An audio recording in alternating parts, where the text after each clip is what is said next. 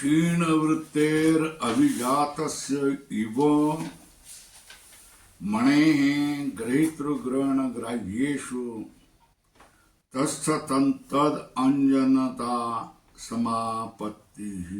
क्षीणवृत्तेः अभिजातस्य इव मणेः ग्रहीतृग्रहणग्राह्येषु तस्थतदञ्जनता समापत्तिः। क्षीणवृत्तेर अभिजातस्य इव मणेः, वृत्ति क्षीण हो जाने पर मणि जिस तरह उत्तम जाति का अति निर्मल होता है, उसी तरह ग्रहीतृ ग्रहण ग्राह्य ग्रहीता ग्रहण ज्ञान ग्राह्य स्थूल ग्रहीतृ मतलब अस्मिता कोष्टक में लिखो, ग्रहण मतलब इंद्रिय,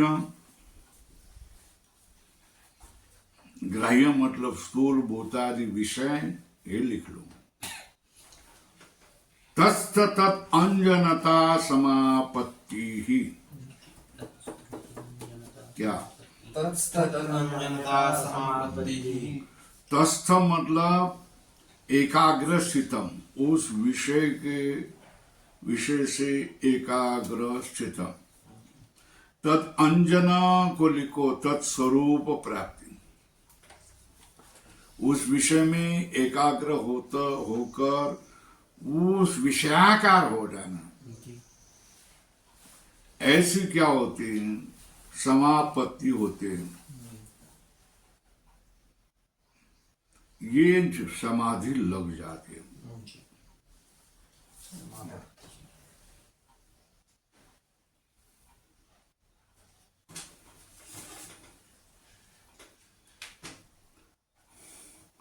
अब आगे देखो, क्षीण वृत्तेर इति, क्षीण वृत्ति का अर्थ क्या है? आगे क्या लिखा है देखो, प्रत्यस्तमित प्रत्यस्तमित प्रत्ययस्य है ना, प्रत्यस्तमित प्रत्ययस्य,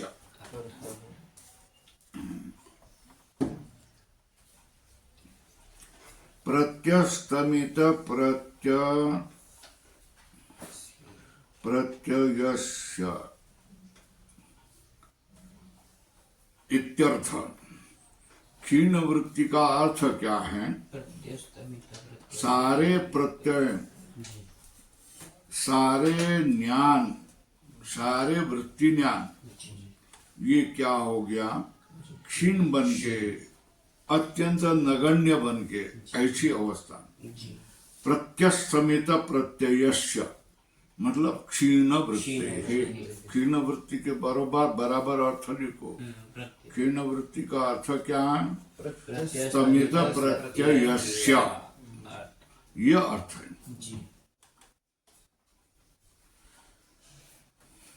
दृष्टांत किया, अभिजातस्य इव मणेः, ये क्या? दृष्टांत उपादानम, ये क्या? अभिजातस्य इव मणि जैसा निर्मल होता है।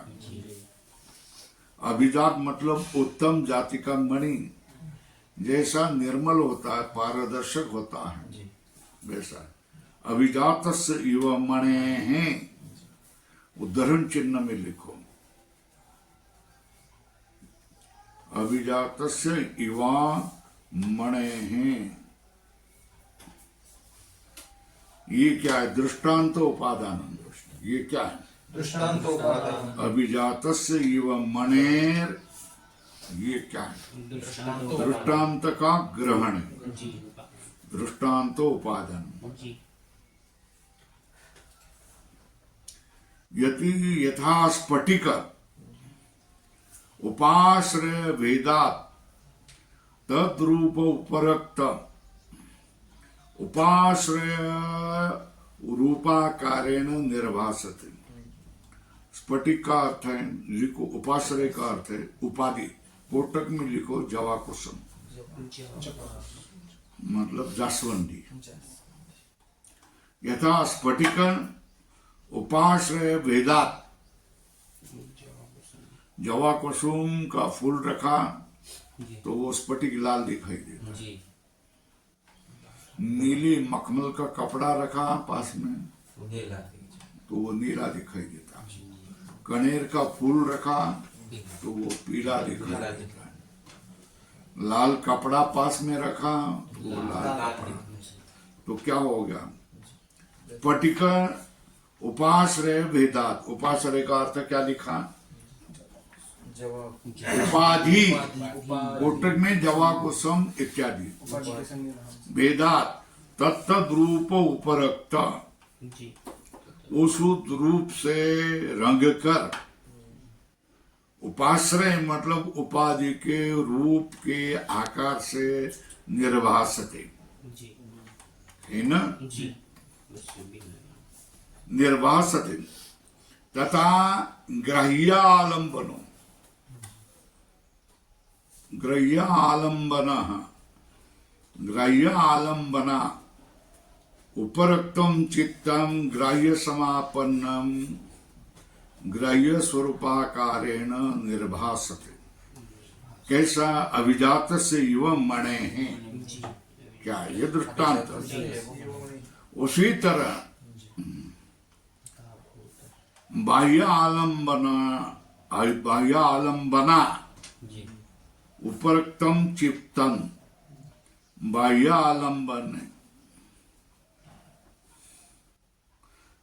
आलंबन से उपरक्त चित्त, रंगा हुआ चित्त, ग्राह्य समापन्नम, ग्राह्य स्वरूप को प्राप्त हुआ, ग्राह्य समापन्नम मतलब ग्राह्य स्वरूपाकारेण निर्भासते, है ना?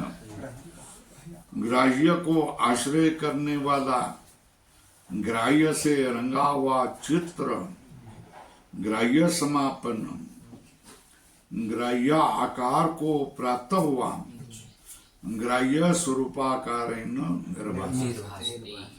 जब चित्त कैमरा की ओर लग गया तो चित्त भी कैमरा आकार से हो जाता है, कैमरा स्वरूप हो जाता है, निर्भासते।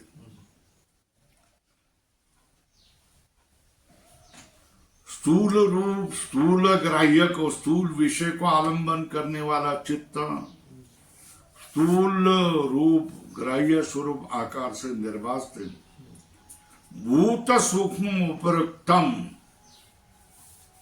ये क्या किया? भूत सूक्ष्म से उपरक्तम, भूत सूक्ष्म समापन्नम, भूत सूक्ष्म स्वरूपाभासम भवति। सूक्ष्म भूत से रंगा हुआ चित्त, सूक्ष्म भूत आकार को प्राप्त हुआ, सूक्ष्म भूत स्वरूप आभास वाला हो जाता है। भूत सूक्ष्म स्वरूप आभासम भवति, वो कैसा हो जाता है? भूत सूक्ष्म स्वरूप आभास वाला हो जाता है। तथा स्थूल आलंबना उपरक्तम, स्थूल आकार से, स्थूल ध्येय से रंगा हुआ चित्तम, ऊपर को चित्तम, स्थूल रूप समापन्नम, स्थूल रूप को प्राप्त हुआ, स्थूल रूपाभास भवति, वो स्थूल रूपाभास वाला हो जाता है। उसी तरह सारे भेद से उपरक्तम चित्तम, ऊपर लिखो चित्तम, विश्व भेद समापन्न विश्व रूपापन्नम भवति, है ना? उसी तरह विश्व मतलब सारे, सारे भेदों से उपरोक्त चित्त क्या होता है? विश्व भेदों को आकार को प्राप्त हुआ, विश्व रूपाभासम भवति, विश्व रूप भास वाला हो जाता है। बराबर है ना? चित्त वृत्ति की क्षीण होने पर, बाह्य वृत्तियां क्षीण होने पर, कैसे? निर्मल मणि की तरह ग्रहित्रु मतलब अस्मिता, ग्रहण मतलब इंद्रिय, ग्राह्य मतलब स्थूल पदार्थ, ये सब क्या हो? उस आकार को चित्त प्राप्त हो करके उस रूप आभास वाला बन जाता है। ये हो गया ग्राह्य पदार्थ, है ना? है ना? तथा ग्राह्य आलम्बनों से लेकर भवती, ये किसके बारे में बोला? ग्राह्य के बारे में बोला, है ना? ग्राह्य आलम्बन,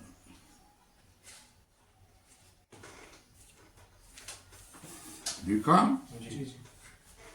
ग्राह्य ध्येय पदार्थ होगा तो ग्रहणेषु तथा ग्रहणेषु इंद्रियेषु अपि द्रष्टव्यम। ग्रहणेषु मतलब इंद्रियेषु अपि द्रष्टव्यम।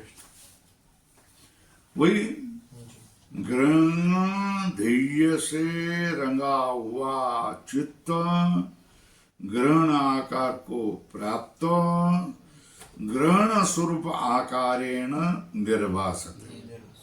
ये क्या हो गया? ग्रहण का बात हो गया। कोष्टक में परिच्छेद में लिखो ग्रहणम, हो गया। तथा ग्रहितृ पुरुष आलम्बनेन उपरक्तम ग्रहितृ पुरुष समापन्नम ग्रहितृ पुरुष स्वरूपाकारेण निर्वासते। ये क्या है? अस्मिता, अहम, अहम जो बोलता है वो ग्रहिता रूप से बोलता है।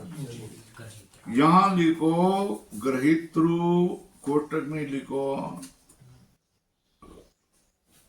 ग्रहिता, मतलब लिखो अस्मिता।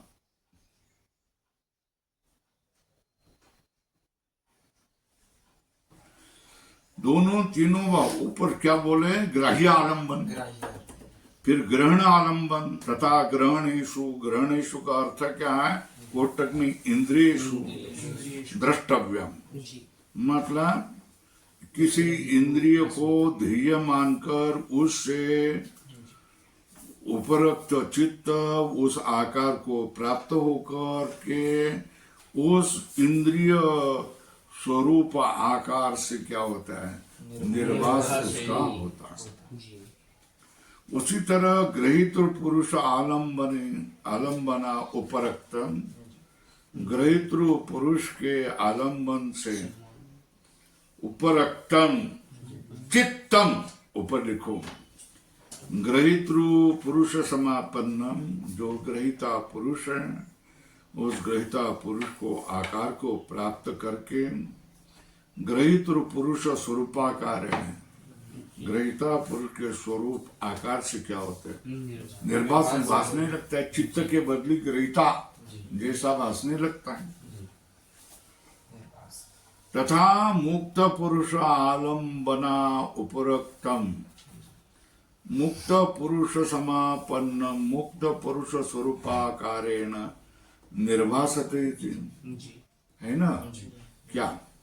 मुक्त पुरुष आलम्बना उपरक्त, मुक्त पुरुष को ध्येय मान के उसके उपरुक्त जो चित्तम है, मुक्त पुरुष समापन्न मुक्त पुरुष को प्राप्त हुआ, मुक्त पुरुष स्वरूप आकार से निर्भासते, है ना? मुक्त पुरुष आलम्बना उपरक्तम, मुक्त पुरुष समापन्न मुक्त पुरुष को समाप्त प्राप्त हुआ, मुक्त पुरुष स्वरूपाकारेण मुक्त पुरुष स्वरूपाकार निर्भासते है ना। मैं श्रेष्ठ भक्त हूँ, तो उस श्रेष्ठ भक्त रूप से चित्त रंग जाता है। उसका क्या होता है, बाहर भी क्या होता है, अंदर तुम्हारा चित्त किस रूप से रंगा हुआ, इसकी ही प्रचिति बाह्य रूप से दिखाई देते। इधर कपाल को सब रंगा दिया है, फिर हाथ को रंगा दिया है, फिर इधर को रंगा दिया है, इधर राम लिखा है, इधर राम लिखा है, फिर गले में 10, 15, 20, 25 माले डाली है। इसका मतलब क्या है, तुम्हारा चित्त भक्त रूप से रंगा हुआ है ना। अगर सन्यासी रूप से अगर रंगा हुआ होगा तो वो बोलेगा स्वामी जी मुझे सन्यास दे दो, है ना। तो सन्यास दे दो करके क्या करेगा, जाओ भाई ले आओ और उधर चले जाओ। कहाँ चले जाओ, कैलाश आश्रम में चले जाओ, वहां वो तुमको क्या करेंगे, दे देंगे, विधि पूर्वक सन्यास दे देंगे, उसको ले लो तुम, जाओ। तो फिर वो सफेद वस्त्र दूर करता है, तुलसी माला को दूर करता है, फिर क्या होता है, उसका चित्त अभी सन्यास रूप से उपरंग रंग गया ना, वो बाह्य कृति से भी दिखाई देता है। वो सारे केस को निकाल देता है, फिर सारे अंग को विभूति लगा देता है, इधर 3 पट्टे, इधर 3 पट्टे, इधर 3 पट्टे, इधर पट्टे, बीच में कुंकू, गले में क्या है, रुद्राक्ष माला, फिर खड़ाऊं, फिर क्या होगा, हाथ में क्या पकड़ेगा, कमंडल पकड़ेगा। तो इसका क्या होता है, ये अंदर जो चित्त रंगा है किससे, सन्यासी रूप से रंगा हुआ, वही बाहर में आ जाता है ना।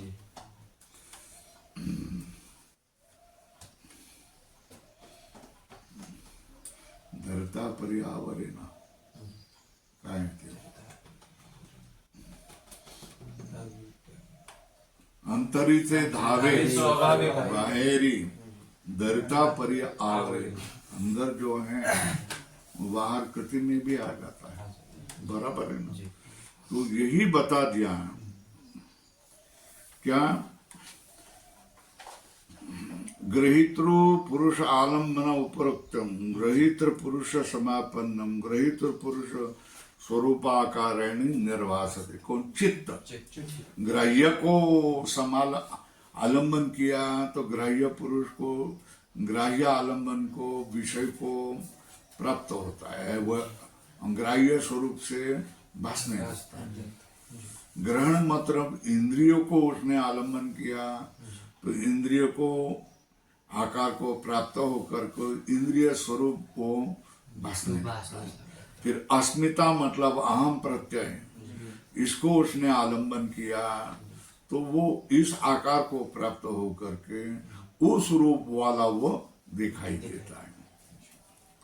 उसी तरह मुक्त पुरुष आलम्बना उपरोक्तम पुरुष समापन्न मुक्त पुरुष स्वरूपाकारेण निर्भासते। किसी ने किया, मुक्त पुरुष का अनुकरण करना शुरू किया तो मुक्त पुरुष का चिंतन करने लगा, तो फिर मुक्त पुरुष चिंतन कर दिया तो मुक्त पुरुष आकार को वो प्राप्त होता है ना। जाकी रही भावना जैसे प्रभु मूर्त देखी तिन तैसे, जिसकी जैसे भावना है वैसे ही क्या करता है, उसके प्रभु की मूर्त उसके मन में उसका चित्त वैसा ही रख, जो भावना कर रहा है उस तरह उसका चित्त रंग जाएगा, है ना। मुक्त पुरुष की तो मुक्त पुरुष से, मुमुक्षु की तो मुमुक्षु, विषय की तो विषय की, पामर की तो पामर की। वैसा ही उसका चित्त रंग जाता है। चित्त ही रंग जाता नहीं, उसका व्यवहार ही वैसा ही दिखाई देता है।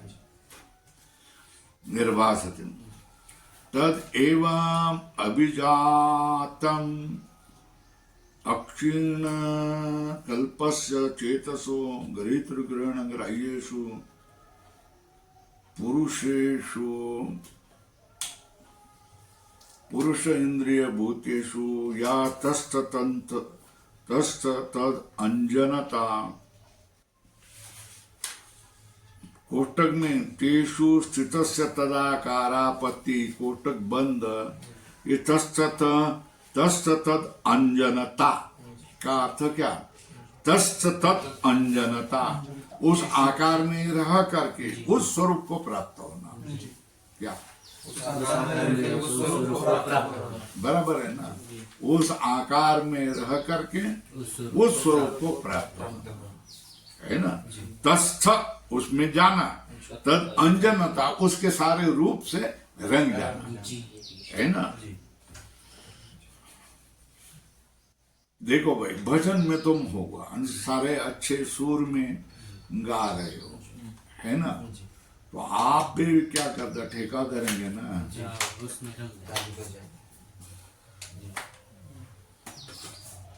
करेंगे ना।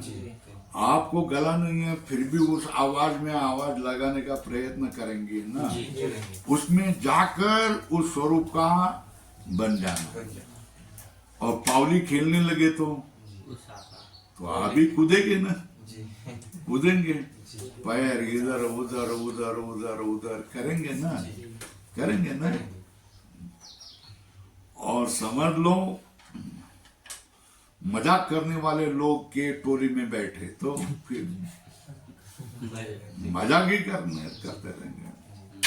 और समझो शराब पीने वाले टोली ने आपको अपहरण करवा दिया और वो शराब के गुत्ते में चले गए, तो उनका वर्तन कैसा रहेगा? वो उसको जाने नहीं देंगे, तो पियो पियो कहेंगे, फिर क्या करेंगे, नहीं पीता तो उसके ऊपर उड़ा देंगे छितड़े, ऐसे ही करेंगे ना। तो उसमें जा करके उस रूप वाला बन जाना है ना। कीर्तन में गए तो कीर्तन में तल्लीन हो जाएंगे है ना, और प्रवचन में गए तो प्रवचन में, कथा हो गया तो कथा में। तस्थ तद अंजनता, क्या तस्थ तद अंजनता, वो अर्थ क्या होगा? तेषु स्थितस्य तदाकारापत्ति ही, क्या तस्थ तद अंजनता, उसमें जाकर उस आकार वाला बनना। इसके लिए कितने उदाहरण हमने दे दिए है ना। सा उसको क्या कहता, तस्त तद अंजनता, उसको ही क्या करता है? समापत्ति रीति उच्चते, क्या कहेंगे? उसको क्या कहेंगे? समापत्ति। समापत्ति का अर्थ लिखो, संप्रज्ञात लक्षणों योग, संप्रज्ञात समाधि। क्या संप्रज्ञात समाधि? सा समापत्ति ही, समापत्ति मतलब संप्रज्ञात समाधि।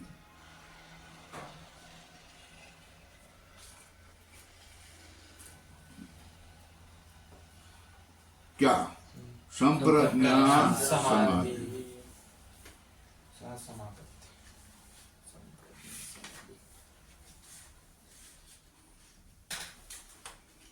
उसको क्या कहेंगे? संप्रज्ञात समाधि, ऐसा कहेंगे। सा समापत्ति संप्रज्ञात समाधि इति उच्यते, उसको क्या कहेंगे? संप्रज्ञात समाधि। बराबर है जी। तो ये सूत्र ने किसको वर्णन किया? संप्रज्ञात समाधि को वर्णन किया। क्षीण वित्तर अभिजात से मनेर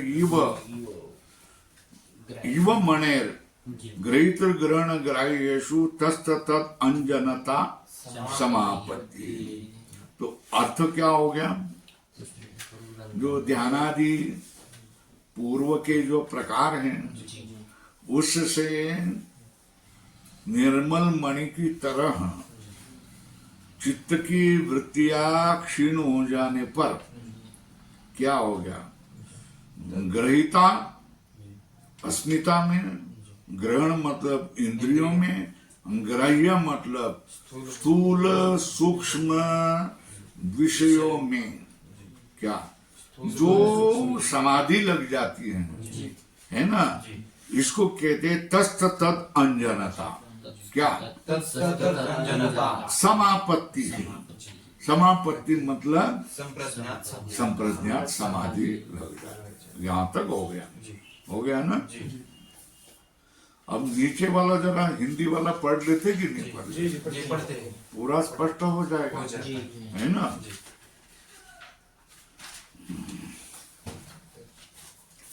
आप संप्रज्ञात समाधि के विषय में ही बोल रहे है ना? संप्रज्ञात समाधि के विषय में ही बोल रहे हैं। सामान्य रूप से समाधि कह गई। क्या सामान्य रूप से समाधि कह गई? वो क्या हो गया? उसके अवान्तर भेद से और 4 प्रकार की होती। कौन सी? संप्रज्ञात हाँ, तो कौन सी लिखो। सा समापत्ति रीति। समापत्ति सर्व संप्रज्ञात समाधि है ना, सामान्य रूपेण है ना, वो 4 प्रकार की होती है। सवितर्क, निर्वितर्क, सविचारा, निर्विचारा। कैसी होती है? सवितर्का, निर्वितर्का, सविचारा, निर्विचारा।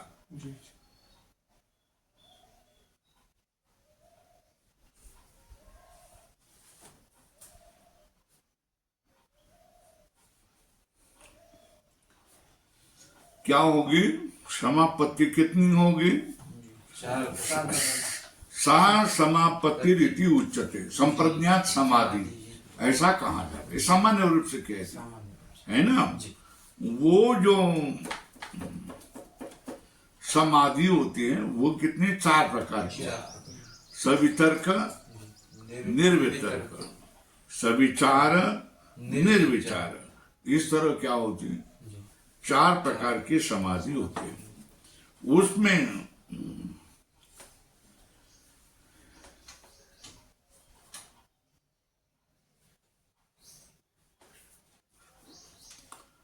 शब्दार्थ ज्ञान विकल्पैषी संकीर्णा सवितर्का समापत्ति। तत्र शब्दार्थ ज्ञान विकल्पैः संकीर्णा सवितर्का समापत्तिः। बराबर है ना? वहां मतलब तासु, ऊपर लिखो, तत्र का अर्थ है तासु चतुर्विधिषु समापत्तिषु। तत्र का अर्थ क्या? तासु चतुर्विधिषु समापत्तिषु। वो 4 प्रकार की समापत्ति है। उसको सवितर्का समाधि, उसमें से एक सवितर्का समापत्ति कहते हैं। किसको? शब्द, अर्थ, ज्ञान, विकल्प ही के ऊपर को भेद ही संकीर्णा मिली हुई। शब्द अर्थ ज्ञान, शब्द अर्थ और ज्ञान इत्यादि भेद से संकीर्ण मिली जुली समापत्ति को क्या कहा जाता है? सवितर्का समापत्ति। बराबर है ना? तत्र शब्दार्थ ज्ञान विकल्पैः संकीर्णा सवितर्का समापत्ति ही। क्या कहा? तत्र शब्दार्थ ज्ञान विकल्पैः संकीर्णा सवितर्का समापत्तिः। तत्र शब्दार्थ ज्ञान विकल्पैः संकीर्णा सवितर्का समापत्ति। तत्र शब्दार्थ ज्ञान विकल्पैः संकीर्णा सवितर्का समापत्तिः। तत्र शब्दार्थ ज्ञान विकल्पैः संकीर्णा सवितर्का समापत्ति। तत्र शब्दार्थ ज्ञान विकल्पैः संकीर्णा सवितर्का समापत्तिः। शब्द का अर्थ होगा, जी उस शब्द और अर्थ का ज्ञान भी होगा, है ना। शब्द अर्थ ज्ञान ये विकल्प मतलब भेद, उसमें मिली जुली संकीर्ण मिश्रित हुई समापत्ति को क्या कहेंगे, सवितर्क। कैसी उदाहरण दे रहे, जी तद यथा का अर्थ क्या है, उदाहरण। गौहु इति ये शब्द है ना, और गौहु ये समोर खड़ी है, वो गाय है ना। गौहु इति अर्थ, और इनका ज्ञान क्या होगा, गौहु ये ज्ञान हो गया ना। तो तीनों में ही गौ शब्द आया ना। शब्द बोलेंगे वो गाय के विषय में तो क्या बोलेगा, गौहु। सामने गाय होगी, वो कौन है, गौहु। उसका ज्ञान होगा, वो कैसा होगा, गौहु। तीनों के तीनों ना। गौरिति ज्ञानम इति अविभागेन विभक्तानाम अपि ग्रहणम दृष्टम, है ना। शब्द है ना, गौ ये पहला कौन है, शब्द है ना, वो भिन्न है ना। सामने गौ ये अर्थ है, वो शब्द से भिन्न है। और यहाँ हो गया ज्ञान, वो कौन है, गौ हो। वो शब्द और अर्थ से ये ज्ञान भिन्न है कि नहीं, भिन्न है ना। तो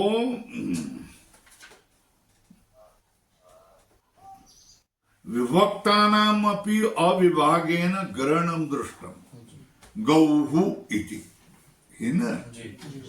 गौ इति क्या है, शब्द। गौ इति क्या है, अर्थ। गौ इति क्या, ज्ञान। ये सब विभक्त है। विभक्तानाम अपि अविभागेन ग्रहणम दृष्टम। कैसे, गौहु शब्द, उसमें गौ शब्द है, वो गौ हो अर्थ है, उसमें गौ हो ज्ञान है। विभक्तानाम अपि अविभागेन ग्रहणम दृष्टम, है ना।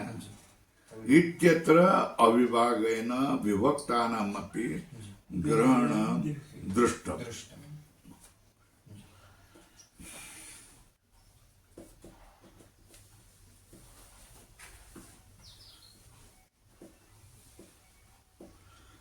विभज्यमानाश्च, विभक्त होने वाले कौन हैं, अन्य शब्द के धर्म अलग है ना।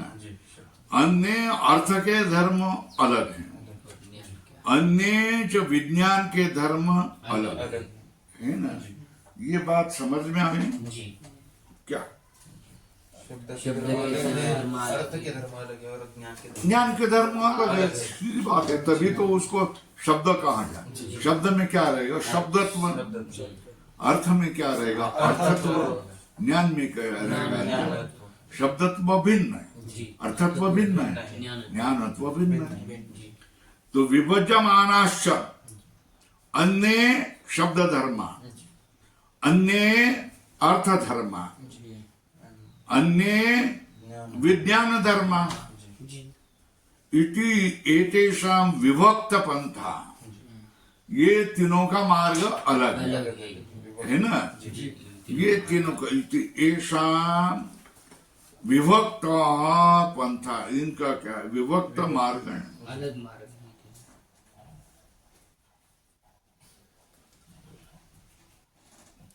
तत्र समापन्न से योगिनो, वो गवादि अर्थ समाधि प्रज्ञायाम समारूढ़ तचेत शब्दार्थ ज्ञान विकल्प अनुविद्ध उपावर्तते सा संकीर्णा समापत्ति ही। इसको क्या कहा जाता है? सवितर्क इति उच्यते। बराबर है ना?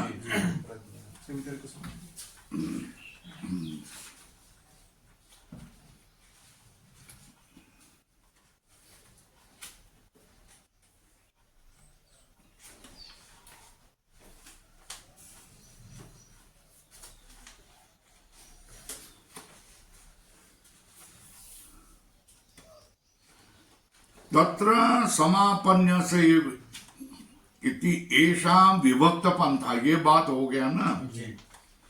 उसमें समापन्य से योगिनो, उसमें उस आकार में योगी का चित्त समाप्त हो गया। जो गवादि अर्थ समाधि प्रज्ञायाम समारूढ़, जो गवादि अर्थ समाधि ज्ञान में आरूढ़ हो गया। कैसा? परिच्छेद में लिखो, गौर्यम भासते इति एव समारूढ़।